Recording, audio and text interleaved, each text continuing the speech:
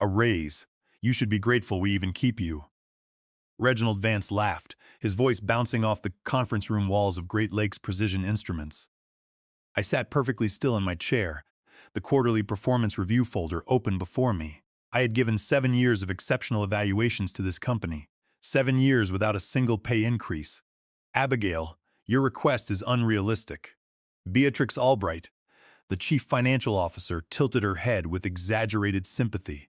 It is ambitious considering market conditions. The leadership team exchanged knowing glances around the table. 8 people made decisions about my worth, knowing nothing of my daily contributions.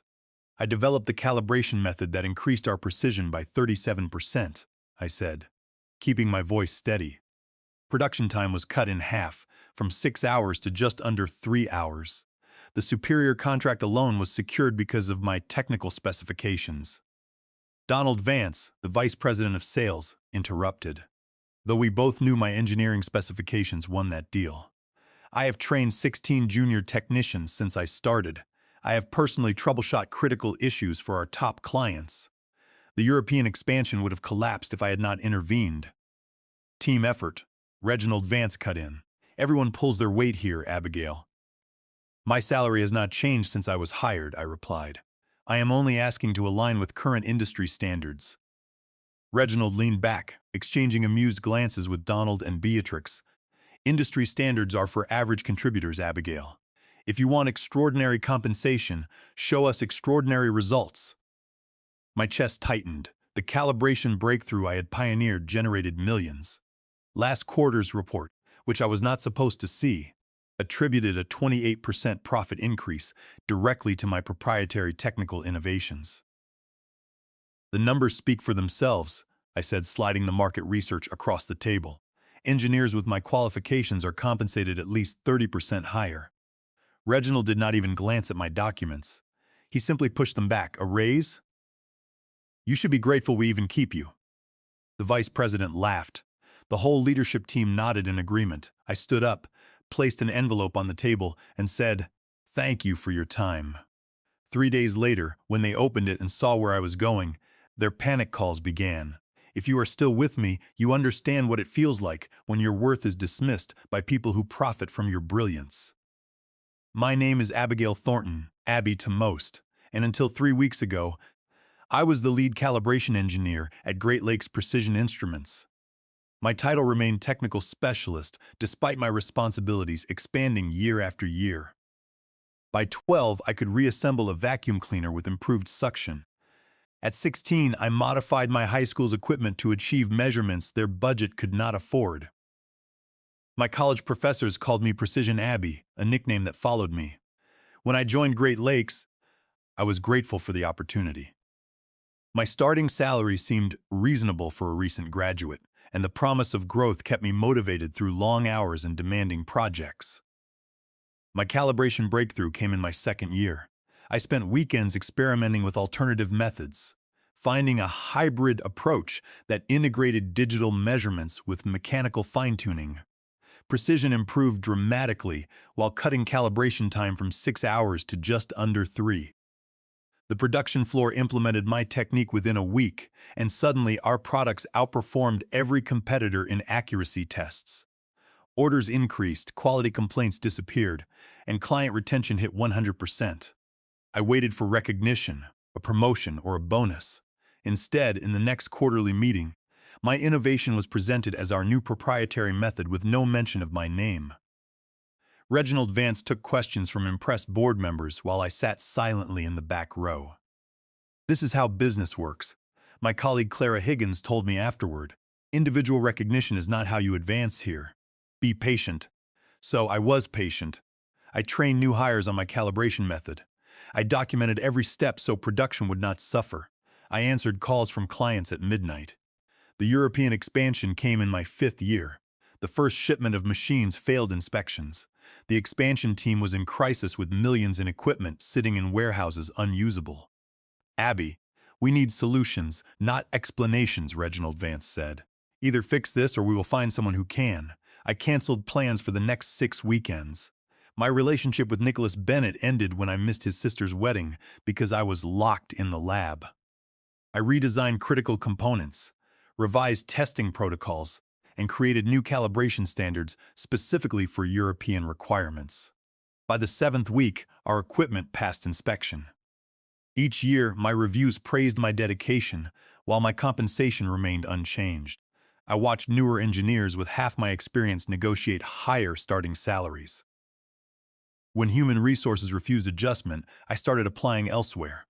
Sylvia Hawthorne, director of the Metrology Certification Association, emailed me offering the Chief Innovation Officer role based on my calibration breakthrough.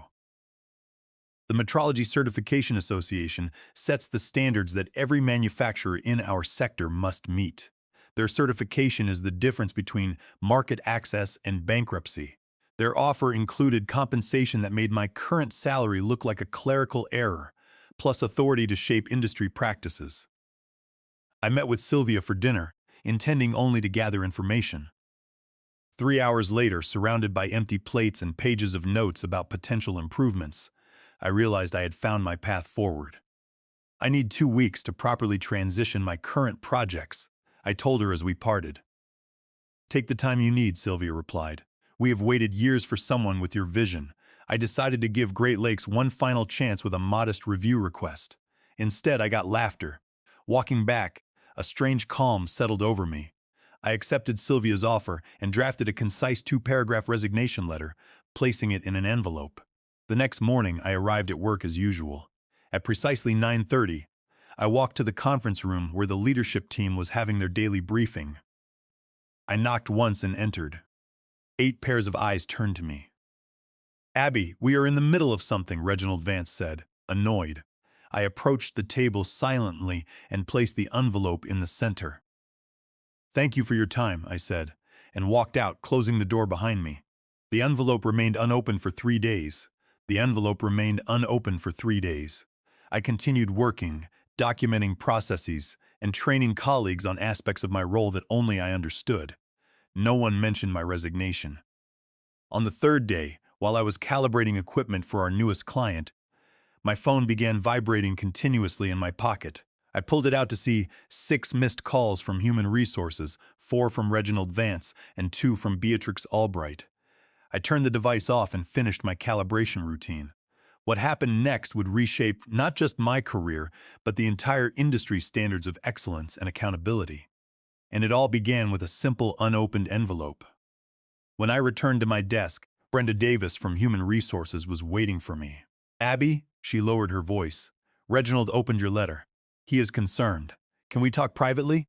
I followed her to a small conference room where Reginald Vance and Beatrix Albright were already seated. Reginald pushed my resignation letter across the table. What is this? He asked. His voice strained as though the clearly stated resignation was written in hieroglyphics. My 2 weeks' notice, I replied calmly. I have accepted another position. Where? Beatrix demanded, her eyes narrowing. I would prefer not to discuss that until I begin my new role, I said, keeping my posture relaxed. Reginald leaned forward, his demeanor completely transformed from the previous day's mockery to today's desperation. Abby, we may have been hasty during your review. Let us revisit your compensation request. The leadership team was having a difficult day, Brenda added quickly. We value your contributions tremendously. I appreciate that, I said, but my decision is made and I have already accepted another offer. Whatever they are paying, we will match it, Beatrix said, gesturing with her pen. I sat in silence for a moment, thinking about the 7 years of denied requests, of watching less qualified colleagues advance while I remained stationary, of weekend work and midnight troubleshooting, and of innovations attributed to the company rather than to me. This is not about money, I said, though partly it was. It is about finding the right opportunity for my career growth. We can create a new position, Reginald offered. His hands clasped tightly. Senior technical specialist with a team reporting to you. Thank you, but my decision is final. They continued with escalating offers as though negotiating with a hostage-taker. By the time I left that room, they had promised a 50% raise, a director title, and a seat on the Innovation Committee, the same committee that had rejected my improvement proposals for years. I declined each offer with increasing certainty. The next 2 weeks were surreal. Colleagues who had barely acknowledged me for years suddenly wanted to grab lunch. Executives who could not remember my name stopped by my workstation with technical questions that revealed how little they understood about our own products. I documented everything meticulously: calibration procedures, troubleshooting protocols, client-specific modifications. I created training materials for processes I had previously maintained alone. I transferred knowledge accumulated over 7 years into organized files accessible to anyone who might need them. On my final day, I handed over my projects to 3 different engineers, each taking a portion of my responsibilities. My desk, always minimal, took less than 10 minutes to clear. Reginald Vance appeared as I was signing final paperwork with Brenda. "This is a mistake, Abby," he said, following me toward the exit. "You are throwing away 7 years of building your career here." I stopped at the security desk and handed over my badge. Those 7 years provided valuable experience. I am grateful for that. "At least tell us where you are going," he pressed as we reached the lobby. "We should stay in touch." I considered various responses before settling on the simple truth: the Metrology Certification Association. Today was my last day here, but I do not start there for 3 weeks. I am taking some time off. His face went pale. "The Metrology Certification Association? In what capacity?" "Chief Innovation Officer," I replied. Reginald's expression collapsed into something between panic and disbelief. He knew, as everyone in our industry knew, that the association's standards determined which products reached the market and which failed. Their certification process could accelerate or destroy a company's future. His voice dropped to a whisper. "We should talk about this." "We had 7 years to talk," I replied. "Goodbye, Reginald." I walked through the glass doors into the bright spring sunshine, the weight of unappreciated years falling away with each step toward my car. Those 3 weeks between jobs were the first real break I had taken since college. I visited my parents in Minnesota, hiked trails I had always been too busy to explore, and slept without setting an alarm. I declined 14 calls from Great Lakes Precision Instruments and deleted their voicemails unheard. On my first day at the Metrology Certification Association, Sylvia Hawthorne personally showed me to my office. An actual office with a door and windows, not the shared workstation I had occupied for 7 years. "The certification standards have not been substantially updated in nearly a decade," she explained. "Technology has evolved, but our requirements have not kept pace. Your first project is to modernize our approach, particularly in precision measurement protocols." I spent my first month learning the organization, reviewing current standards, and identifying outdated requirements. By the 6th week, I drafted preliminary revisions that would raise industry standards to reflect current technological capabilities. "These are significant changes," noted Oliver Montgomery, the technical review director, during our planning meeting. "Some manufacturers will struggle to comply. Any manufacturer using current best practices will meet these standards," I replied. "The changes primarily affect those using outdated methods or taking shortcuts like ignoring calibration drift over time." Oliver asked, "Is calibration drift a major issue?" "Exactly like that," I said, thinking of how Great Lakes routinely extended recalibration intervals to save costs. A practice I had repeatedly flagged as potentially dangerous. The standards revision process took 3 months of meticulous work, peer review, and industry consultation. Throughout, I maintained strict professional ethics, never targeting specific manufacturers or creating requirements that only benefited certain companies. The new standards simply reflected what was truly possible with modern technology precision levels I had personally achieved years earlier. When the updated standards were published, my phone rang within hours. "Abby, it is Clara Higgins from Great Lakes. Have you seen what the association just released?" "I wrote what they just released," I replied.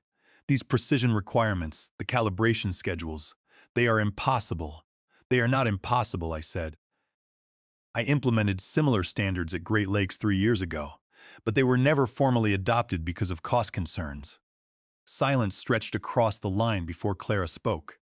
"Our certification renewal is due next month. We are nowhere near compliant. The Metrology Certification Association offers implementation consulting for companies transitioning to the new standards," I said, reciting our official position. I can refer you to that department if you would like. Clara declined, and I later learned Great Lakes Precision Instruments had hired an external consultant at premium rates. 2 weeks later, my assistant notified me that Great Lakes had requested an expedited pre-assessment review, a service we offered to companies concerned about their certification status. The review was assigned to one of our senior inspectors, maintaining my professional distance from my former employer. The inspector's report arrived on my desk with a large red flag notification. Great Lakes equipment failed to meet the new standards by significant margins. Their calibration procedures were outdated, their precision measurements inconsistent, and their quality control documentation inadequate. I forwarded the report to our certification committee with standard recommendations for improvement paths. No special treatment, positive or negative, just the facts. 3 days later, Reginald Vance called my direct line. "Abby," he began without greeting, "we need to discuss these new certification requirements. All communication regarding certification should go through official channels," I replied. "The implementation team can assist with your transition plan." "This is not about implementation," he snapped. "These standards are clearly designed to target our processes specifically. This feels personal. The standards apply equally to all manufacturers in the sector," I said. "Many companies are already in compliance. Others are successfully implementing updates." "You know exactly what you are doing," he accused. "You are using your position to punish us for not giving you that raise." I let his words hang in the air for a moment. "Reginald, I am recording this call as per association policy for all certification discussions. Would you like to rephrase your statement for the record?" He hung up. Great Lakes' formal certification review came due while I was presenting at an international standards conference in Geneva. The committee evaluated their application without my input, following our established protocols. Their findings were clear. They issued a provisional certification only, with mandatory compliance checks every 30 days until full standards were met. In industry terms, this was a significant blow. Provisional certification carried limitations on new contracts and required disclosures to existing clients about compliance status. For a company that had previously enjoyed automatic renewals, thanks largely to my behind-the-scenes corrections before official inspections, this represented both a practical and reputational crisis. Upon my return, I found 27 messages from various Great Lakes executives, escalating in urgency. I responded with a single email directing all certification inquiries to our official channels, copying our ethics compliance officer to maintain transparency. The industry summit 6 months later highlighted how dramatically standards had shifted. My keynote presentation on precision requirements for next-generation manufacturing drew attendees from 4 continents. In the front row sat Great Lakes' leadership team, including Reginald Vance and Beatrix Albright, taking notes with the focused attention of students before a final exam. During the networking reception afterward, Donald Vance from Great Lakes approached me, a glass in hand, but sobriety in his expression. "Impressive presentation," he said. "We have hired 3 specialists to implement the new standards, but progress is challenging." "Quality improvement is always a journey," I replied neutrally. "We have invested nearly $7 million in equipment upgrades," he continued. "Ironically, these are the same upgrades you requested in your last budget proposal with us." I sipped my water, saying nothing. "The thing is," Donald lowered his voice, "we are still struggling with the calibration protocol. The documentation you left was not quite complete. The documentation was comprehensive for the methods in use." "At that time," I corrected him, "the new standards required different approaches." "Which you pioneered," he noted. "Look, Reginald wants to meet with you privately to discuss consulting opportunities. He is prepared to make it worth your while." I maintained my professional smile. "Association staff are prohibited from private consulting with entities we certify. That would represent a conflict of interest." "He is prepared to make it worth your while," Donald pressed. "You do not understand. Without full certification by the quarter's end, we lose the superior contract. That is 30% of our annual revenue." I gently removed his hand from my sleeve. "Then I suggest you focus your energy on meeting the standards rather than circumventing them." As I walked away, Beatrix Albright intercepted me near the exhibition hall entrance. "Abby," she began with artificial warmth, "you look wonderful. This new position clearly agrees with you." "Thank you," I replied. "If you will excuse me, I have a panel discussion to moderate." "Just 1 minute," she persisted. "We have been doing some restructuring at Great Lakes, creating a new division focused on precision technology advancement. The board has approved an exceptional compensation package for the right leadership candidate." I met her gaze directly. "Are you offering me a job, Beatrix?" "We are exploring possibilities with someone who understands our unique challenges, someone who could help us meet the new certification standards, someone who recognizes the practical realities of implementation timelines," she countered. I smiled politely. I believe the association's implementation guidelines already provide realistic timelines for companies committed to quality improvement. "Companies that can survive those timelines," she muttered. Great Lakes was in serious trouble. "If Great Lakes Precision Instruments cannot meet industry standards," I said carefully, "perhaps there are more fundamental business challenges to address than just certification requirements." Her pleasant facade cracked slightly. "You know exactly what you are doing to us." "Applying the same standards to all manufacturers that I apply to myself," I suggested. "Yes, I do know exactly what I am doing." As I walked away, Reginald Vance appeared from a side hallway, moving to intercept me. His usual confident stride had diminished to something almost tentative.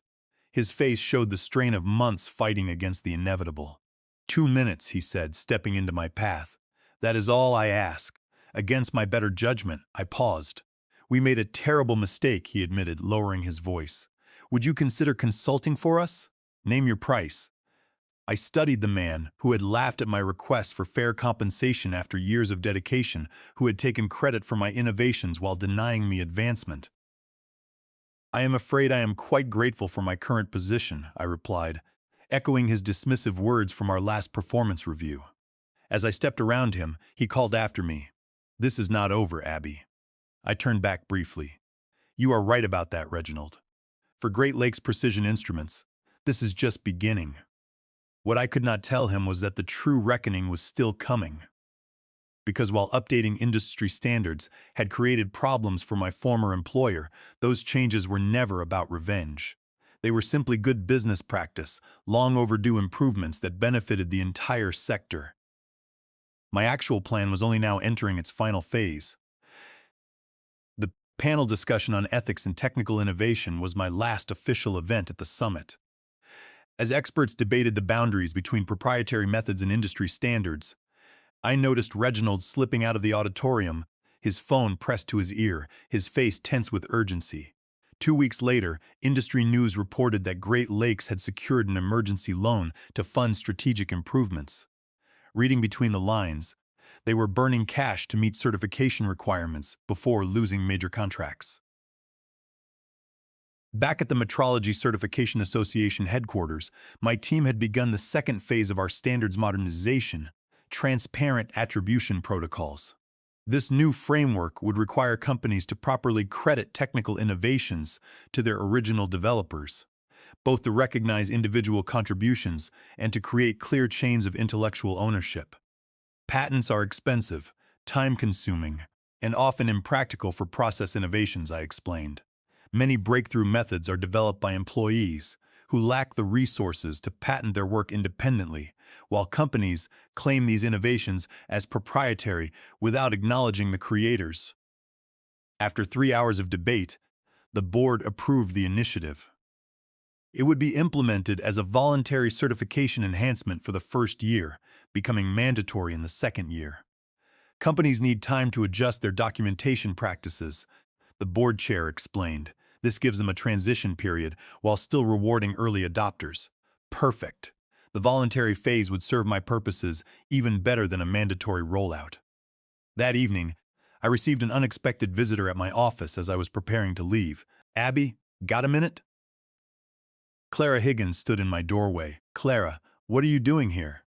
"I interviewed with your implementation team this morning," she said. "They offered me a position starting next month." I gestured to a chair. "Congratulations, but why would you leave Great Lakes?" Clara's expression darkened. "Things have changed since you left. They brought in consultants who blame everyone but leadership for the certification problems. 3 senior engineers were let go last week. That is not surprising, I said, but disappointing. There is more, Clara continued. They have been going through your old files, claiming you deliberately sabotaged documentation. Reginald told the board you orchestrated the new standards specifically to damage Great Lakes. I smiled slightly. And yet, they have offered me jobs and consulting contracts repeatedly since I left. Desperation makes people inconsistent. She shrugged. I thought you should know they are developing a formal complaint against you and the association, alleging conflict of interest. My smile widened. Are they really? Clara studied my expression so you do not seem concerned. Because I have done nothing wrong, I replied. Every step in our standards development was documented, peer-reviewed, and approved. As Clara left, I considered the potential consequences. A formal complaint would trigger exactly the type of scrutiny I had been carefully preparing to face. The next morning, I received a formal notice that Great Lakes had indeed filed a complaint with the association's ethics committee. They alleged that I had weaponized inside knowledge and manipulated certification requirements to target specific operational methods used by Great Lakes. I forwarded the complaint to our legal team with a brief note. Proceeding as anticipated, please implement Protocol 37. Prop 37 was our standard response to certification challenges. It initiated a comprehensive review of all documentation related to standards development. For the next month, I continued my regular duties while the ethics investigation proceeded, maintaining strict professional boundaries and focusing on our new attribution framework. 3 manufacturing leaders approached me about early adoption of the attribution standards, eager to position themselves as ethical innovators. I worked closely with their teams to implement the voluntary certification. 6 weeks after filing their complaint, Great Lakes requested an urgent meeting with the Metrology Certification Association Board. As Chief Innovation Officer, I recused myself due to the ongoing investigation. Instead, I prepared a detailed brief for the board and watched the proceedings via closed-circuit video from my office. Reginald Vance led the Great Lakes presentation, flanked by their legal team and 2 external consultants. Today, he projected confident indignation. The new standards are technically sound, he conceded, but their implementation timeline is punitive and appears targeted at Great Lakes. We believe this represents a conflict of interest related to Ms. Thornton's previous employment. The board chair responded with practice neutrality. The ethics committee has completed its investigation of your allegations. Their findings have been distributed to all parties. Reginald accepted the thick folder handed to him, but continued without opening it. Furthermore, we have discovered evidence that Ms. Thornton deliberately withheld critical calibration documentation before her departure. This was a serious accusation, one that could damage my professional reputation. The board chair glanced at the ethics representative, who stood. Actually, that allegation was investigated. Page 47 of our report addresses documentation at Great Lakes. Ms. Thornton's departure materials included 2,347 pages of technical documentation, 126 training videos, and detailed transition notes, exceeding standard practices by 340%. Oliver Montgomery interjected, the calibration sequences are fully documented in Section 12.3. Reginald's face flushed. It appears, he said, that some documentation was misfiled or hidden to support this complaint, suggested a board member. The meeting deteriorated from there. Great Lakes' allegations collapsed under scrutiny, with each claim systematically dismantled by evidence I had meticulously prepared over 7 years.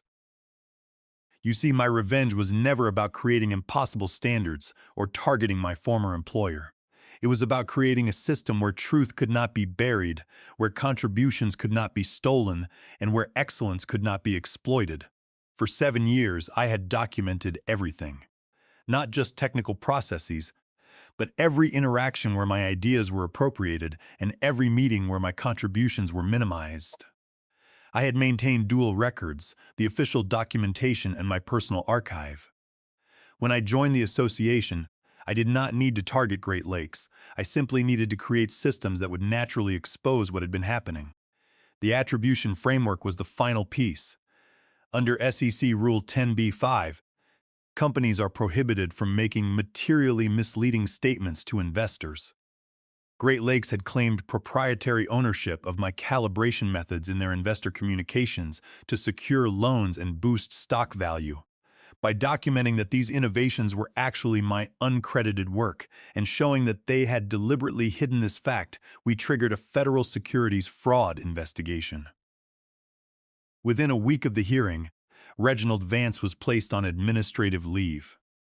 The Oversight Board initiated a securities investigation, and their stock price dropped 60%. 3 weeks later, Beatrix Albright stood at my office doorway, looking diminished. "The board wants to negotiate," she said. "They are prepared to offer public acknowledgement, back pay, and naming rights. Without it, Great Lakes will not survive, and 400 employees will lose their jobs." I considered her words carefully.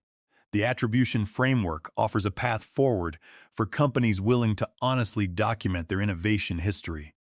Great Lakes could be among the first to adopt it. That would mean admitting publicly that we took credit for work we did not do, she said.